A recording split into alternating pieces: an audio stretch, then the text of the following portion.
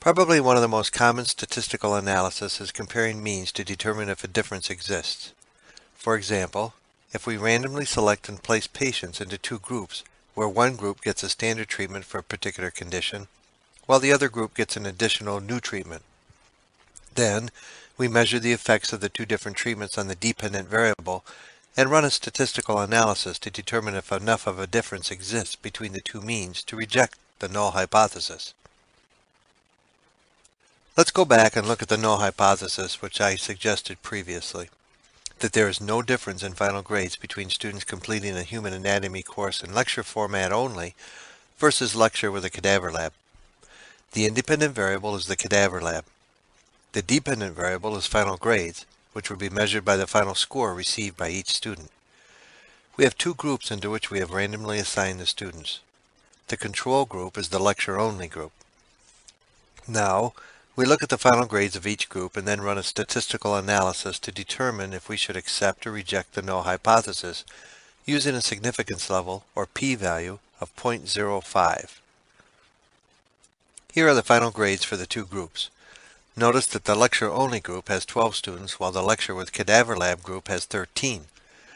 This does not matter as we are not trying to match or pair the scores. The statistical analysis is going to use each score compared to the mean of its group to compare with the other group and determine whether to accept or reject the null hypothesis. First, I inputted the data into an Excel spreadsheet and calculated the mean and standard deviation for each group. Then, I stated the mean for each group and noted the mean as plus or minus 1 standard deviation. Note that in each case I rounded the number to 2 decimal places. As a review of the process to determine means and standard deviation in Excel, it would be good for you to enter the data and complete the mean and standard deviation calculations as I've shown on this slide. By just comparing the means and standard deviations between the two groups, it doesn't look like much of a difference, and that maybe the null hypothesis is correct. However, let's run a statistical analysis and make our decision based on the results. The statistical analysis we will use to determine if there is a significant difference between two means is the t-test. There are two different t-tests, one for independent or non-paired samples, and one for dependent or paired samples. The independent t-test is used to compare the means of two independent groups of subjects, as with our example of two groups of students, one group lecture only, and one group with a cadaver lab. The dependent t-test is used when the data are paired and subjects are being compared to themselves. For example, if we wanted to see if patients improved with a particular treatment by testing them before and after the treatment, we would therefore compare the pretest and post-test or paired scores, and the pretest scores would act as their control.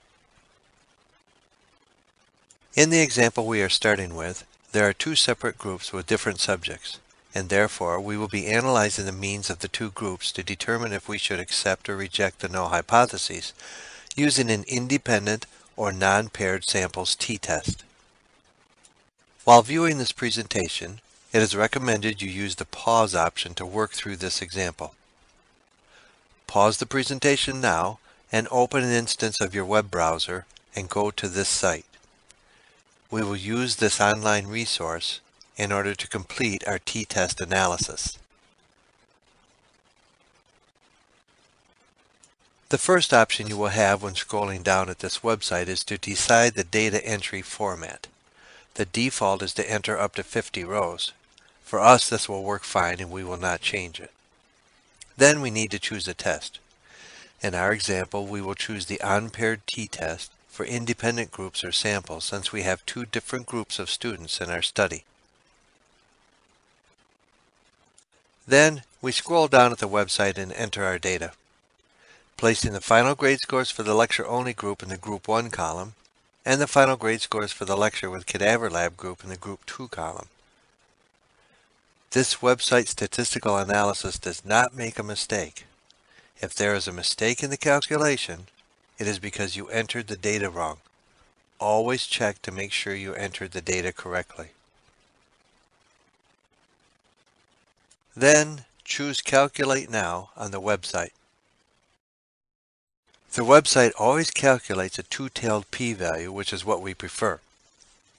The p-value that was calculated for our data in comparing the two means is 0.9206. As noted by the website analysis, the difference between the two means is not considered to be statistically significant since the p-value is above 0.05. Therefore, we accept the null hypothesis. Our study shows that the addition of a cadaver lab to the anatomy course did not significantly improve final grades.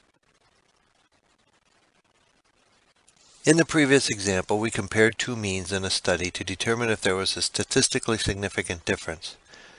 These two means came from two independent or separate sample groups. In some studies, two different scores are obtained from each of the samples or subjects, such as the example on this slide, where pinch strength was measured before and after therapy intervention, a pre-test and a post-test. In this case, we need to analyze the results using a dependent or paired samples t-test. In reviewing the information referenced in your text, it is necessary that you understand this difference in choosing an independent samples t-test versus a dependent samples t-test before continuing.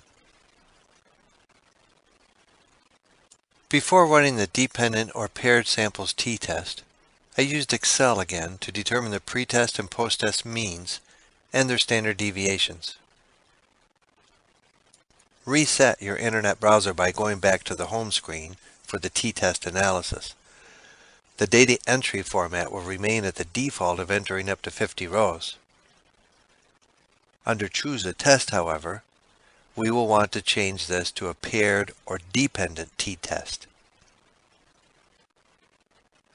Now, enter the data into the cells on the website, this time entering the pre-test in the Group 1 column and the post-test score in the Group 2 column.